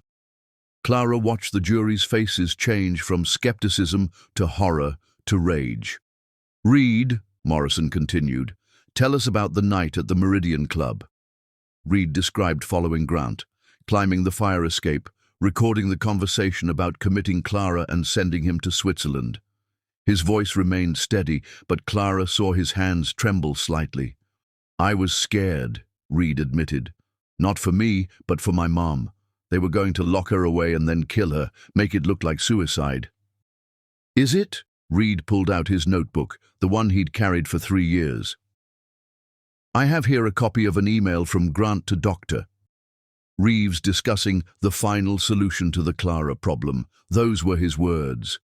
The email was entered into evidence. The jury looked at Grant with undisguised disgust. On the 3rd day, Benjamin testified as the forensic accountant who'd uncovered the financial crimes. He walked the jury through every forged document, every fraudulent transfer, every hidden account. It was devastating in its thoroughness. Mr. Hartley, Morrison asked, in your professional opinion, what was the ultimate goal of this fraud? Complete control and eventual elimination of Clara Cole. The pattern is clear: systematic isolation, financial theft, psychological manipulation, and finally, physical removal. This wasn't just fraud, it was attempted murder in slow motion. The 4th day brought Dr. Reeves, who had made a deal with prosecutors. He looked like a broken man, his hands shaking as he admitted to falsifying psychiatric evaluations, to prescribing medications for Clara that Grant administered without her knowledge, to agreeing to commit her for a fee. Grant Cole paid me $300,000 over 3 years, he said, to create a paper trail showing Clara Cole was mentally unstable. Did you ever meet Clara Cole? Morrison asked. Never. Everything was fabricated. And Marcus Hale's death certificate? Reeves looked at the floor. Grant and Iris gave me $50,000 to sign it without an autopsy. They said it was natural causes, but digitalis poisoning mimics a heart attack perfectly. On the fifth day, it was Clara's turn. She took the stand wearing the same emerald green her father had loved, her mother's pearls at her throat. She looked at Grant, at Iris, at the crowd that had watched her destruction as entertainment, and felt nothing. They were already ghosts. "Miss Hale," Morrison began, "tell us about your marriage to Grant Cole." Clara spoke for 2 hours, about being 18 and grieving, about Iris's manipulation, about 11 years of controlled doses and controlled bank accounts and controlled movements, about discovering the truth, about Reed's courage, about reclaiming her life. "Do you hate Grant Cole?" Morrison asked finally. Clara considered the question. Number hate would mean he still has power over me. He's just nothing. A thief who stole 11 years I can't get back.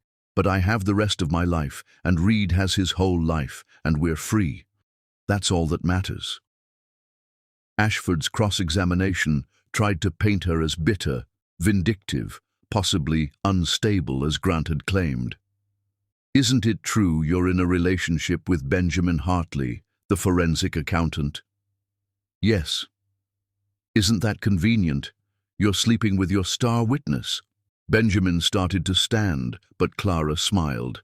"Mr. Ashford, I spent 11 years with a man who drugged me, stole from me, and planned to kill me. Benjamin Hartley helped save my life, treated my son with respect, and has never once told me what to think or feel or drink or wear. If that's convenient, then yes, it's very convenient to be with someone who sees me as a human being rather than a bank account with a pulse." The gallery erupted in applause before Judge Williams could gavel for order.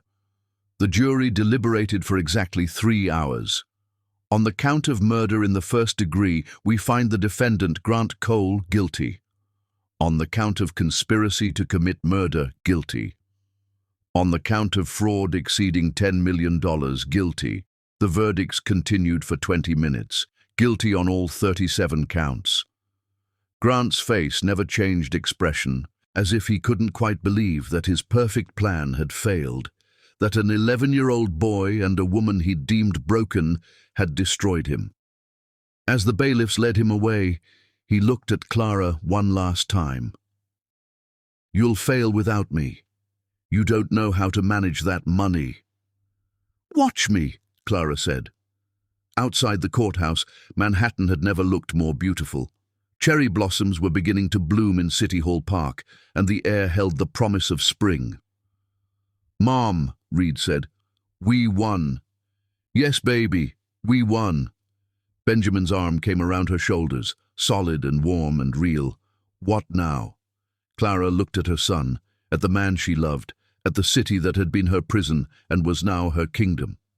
"Now we live, and next month we finish this with Iris." Chapter 9. Reed's testimony at Iris's trial. The morning Reed Hale was to testify at Iris Penn's trial, Manhattan woke to an unseasonable April snow, as if nature itself wanted to blanket the ugly truths about to be revealed in white. Clara stood at Reed's bedroom door, watching him knot his tie with the precision of someone 3 times his age.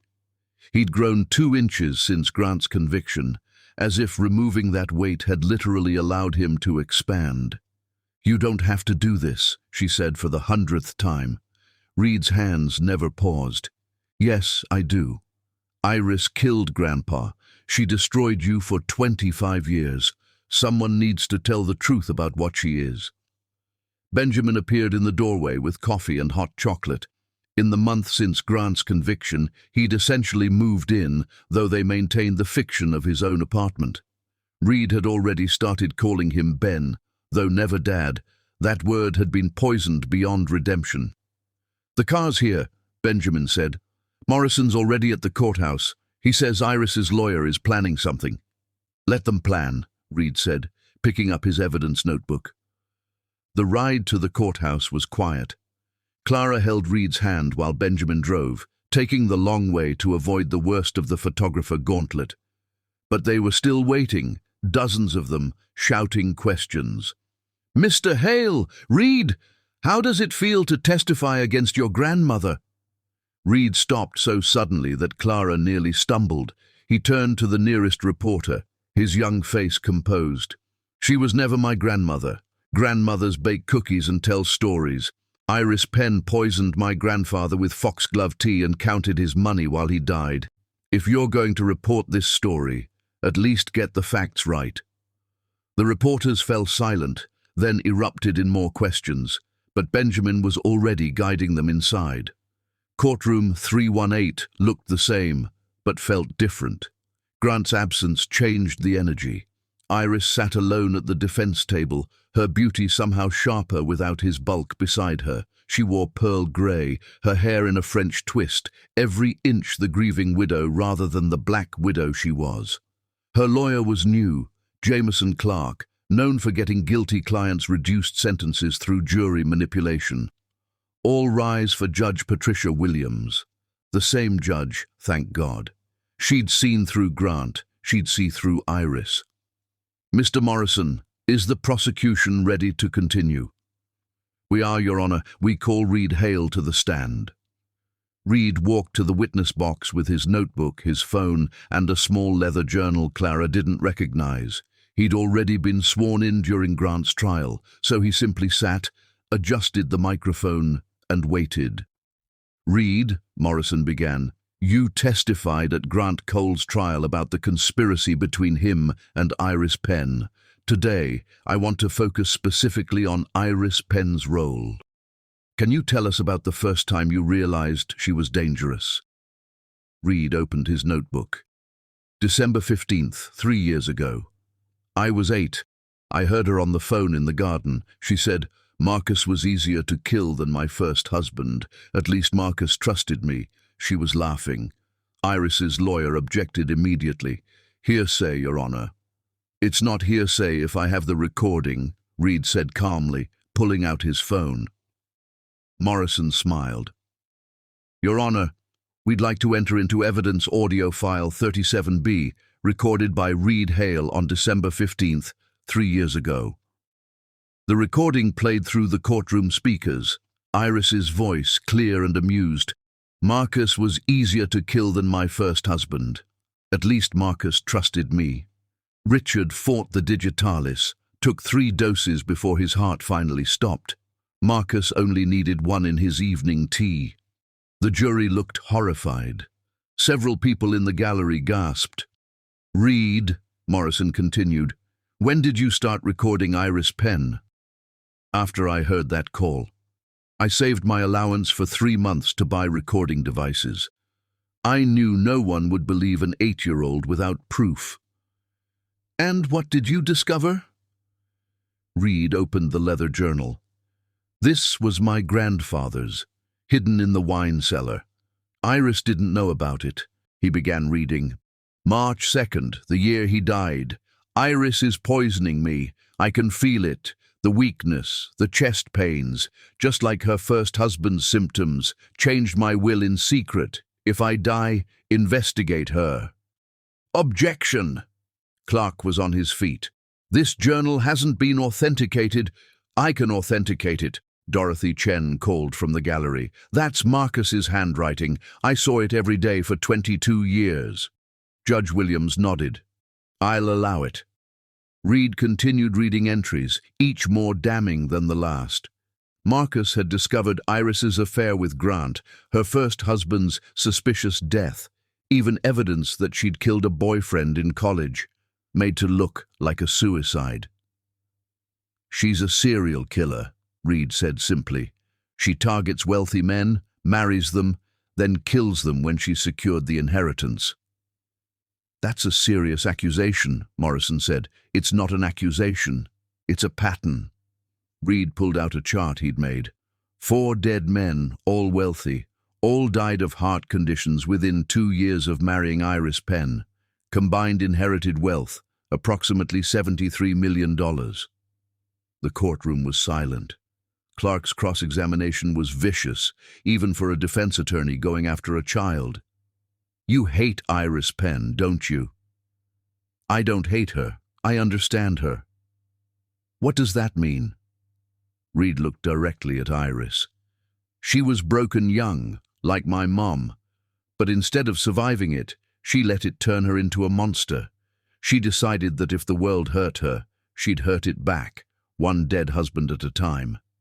You're 11 years old. You can't possibly understand.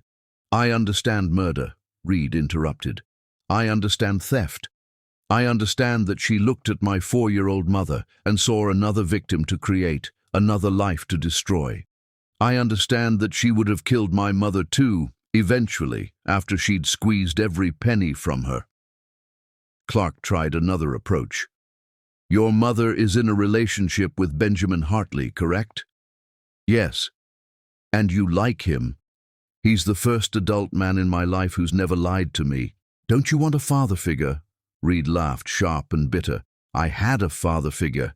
He drugged my mother and plotted her murder. I had a grandfather figure, but Iris poisoned him when I was a baby. I don't need a father figure. I need adults who don't commit felonies. No further questions, Clark said, defeated. Morrison stood for redirect. Reed, one last question. What do you want to come from this trial? Reed thought for a moment. I want my grandfather to have justice. I want my mother to have peace. And I want Iris Penn to never hurt another family again. As Reed stepped down from the witness stand, he did something unexpected. He walked to the defense table and placed a photograph in front of Iris. Clara, at 4 years old, the day before Iris arrived, smiling and innocent. That's who you destroyed, he said quietly. A little girl who'd just lost her mother. I hope you see her face every day for the rest of your life. Iris, for the first time in either trial, showed real emotion. Her face crumpled, just for a moment, before the mask returned. But the jury had seen it. The crack in the facade, the glimpse of the monster beneath. The rest of the trial proceeded quickly. More evidence, more recordings, financial experts showing how Iris had systematically prepared to steal everything from Clara since the day she married Marcus. But it was Reed's testimony that the newspapers would quote, Reed's chart that would be reproduced in every article, Reed's quiet dignity that would be remembered. The verdict came on a Thursday afternoon, guilty on all counts. Murder in the first degree, conspiracy, fraud, theft, life without parole. As the bailiffs led Iris away, she looked back at Clara and Reed. I'm sorry, she said, and for once it might have been true. I know, Clara replied, but it doesn't change anything. Outside the courthouse, Reed stood between Clara and Benjamin, facing the wall of reporters. Mr. Hale, how does it feel to have justice? Reed considered the question. It doesn't bring my grandfather back. It doesn't give my mother back 25 years of her life. It doesn't erase what they did, but it ends it. And ending it means we can begin. Begin what? Reed smiled, the first real smile any of them had seen from him in public. Living. Just living. That night, Clara found Reed in his room, the evidence notebook finally closed, his charts and recordings packed away in boxes for the prosecutors to archive. It's over, she said.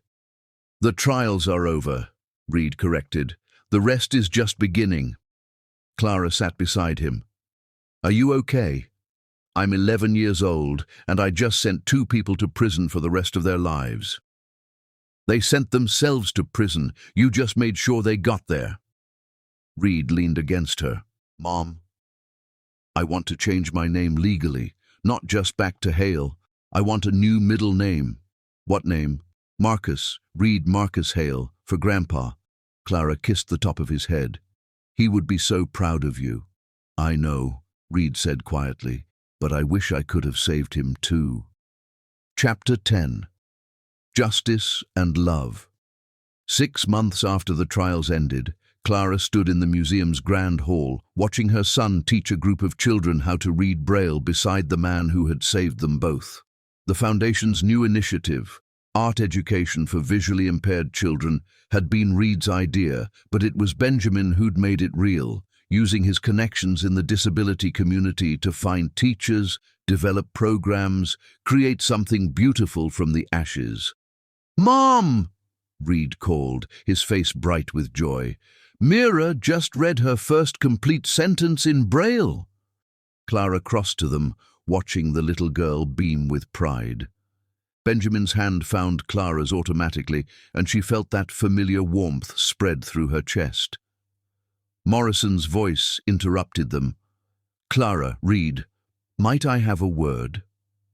They followed the old lawyer to Clara's office, formerly Grant's, now filled with her father's books and her mother's photographs. "What's wrong?" Clara asked. "Nothing's wrong. In fact, something's very right." Morrison pulled out a thick envelope. "Iris Penn died yesterday." Clara felt nothing, then everything, then nothing again. "How?" "Heart attack. Natural, verified. The irony isn't lost on me." Morrison handed her the envelope. "She left you this." Clara opened the envelope with steady hands. Inside was a letter and a small key. "Clara, by the time you read this, I'll be dead. Your son was right. I was broken young. My mother sold me to my first husband when I was 15. When I poisoned him 3 years later, I felt nothing but relief. I'm not asking for forgiveness, but I want you to know that in my twisted way, I did love you.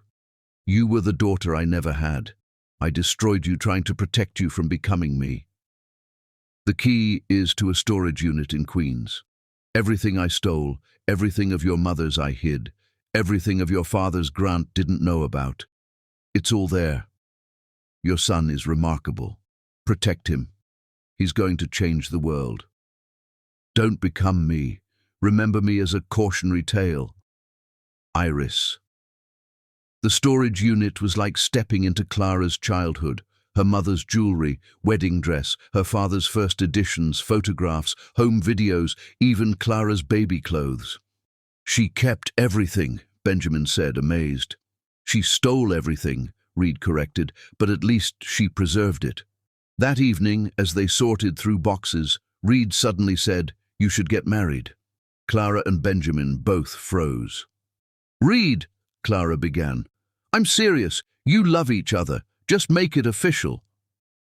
Benjamin stood, crossed to Clara, and dropped to one knee. "He's right." He pulled out a small box. "I've been carrying this for 2 months. Clara Hale, will you marry me?" The ring was simple, a sapphire surrounded by diamonds. "It was my grandmother's," Benjamin said. "She was a teacher who married a librarian. They had no money but 57 years of happiness." "Say yes, Mom. Say yes to being happy." Clara looked at Benjamin, this good man who'd appeared in their darkest moment and brought light. "Yes," she said. "Yes to happy." The wedding was small. Just Morrison, Dorothy Chen, Reed, and a few of Benjamin's friends. Clara wore her mother's dress. Reed was the best man and gave a speech that made everyone cry. "My mom was 4 when she lost her first mother, 18 when she lost her father, 29 when she lost herself, but she's 30 now and she's found everything, herself, justice, and love.